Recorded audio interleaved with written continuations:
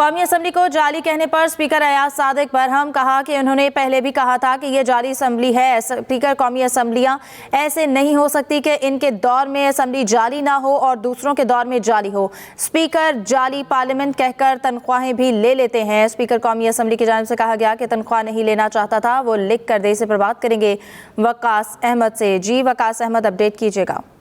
جی بالکل، دیکھیں قومی اسمبلی اجلاس کے دوران اسپیکر قومی اسمبلی سردار ایاز صادق کی جانب سے دو اہم ایشوز کے اوپر جو وہ معاملات کو اٹھایا گیا۔ ان کی جانب سے سب سے پہلے اعتراض کیا گیا کہ اسلام آباد ہائی کورٹ کے معزز جج کی جانب سے پارلیمنٹ اور جوڈیشری کی جو وہ کلیپس ہونے سے متعلق جو بیان سامنے آیا ہے، اس پر اسپیکر قومی اسمبلی کی جانب سے شدید رد عمل دیتے ہوئے اس کی مذمت کی گئی اور وزیر قانون کو ہدایت کی کہ وہ متعلقہ جو معزز جج ہیں ان کے سامنے جو ہے ہمارا پیغام پہنچائے کہ پارلیمنٹ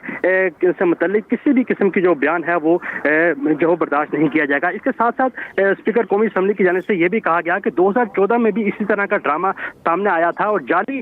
پارلیمنٹ جو ہے وہ قرار دی گئی تھی، لیکن تنخواہیں وصول کی جاتی رہی، اور اس حوالے سے اسپیکر قومی اسمبلی کی جانب سے یہ کہا گیا کہ اگر کوئی اس پارلیمنٹ کو یا اس اسمبلی کو جعلی سمجھتا ہے تو وہ تنخواہیں بھی وصول نہ کرے اور وہ باضابطہ طور کے اوپر اسپیکر آفس یا میرے آفس میں آ کر باضابطہ طور کے اوپر اپنی تنخواہوں سے جو وڈرا کر لے۔ ایک طرف جو وہ تنخواہیں بھی وصول کی جاتی ہیں ارکان پارلیمنٹ کی جانب سے، اور دوسری جانب اسی اسمبلی کو جعلی بھی قرار دیا جاتا ہے۔ اس پر جو اپوزیشن اراکین ہیں ان کی جانب سے شدید احتجاج بھی کیا گیا، ہلڑ بازی یہاں پر کی گئی، شور بھی مچایا گیا۔ وزیر قانون اعظم نذیر تارڑ نے بھی اسپیکر قومی اسمبلی کے بات کی تائید کی اور ان کی جانب سے کہا گیا کہ اگر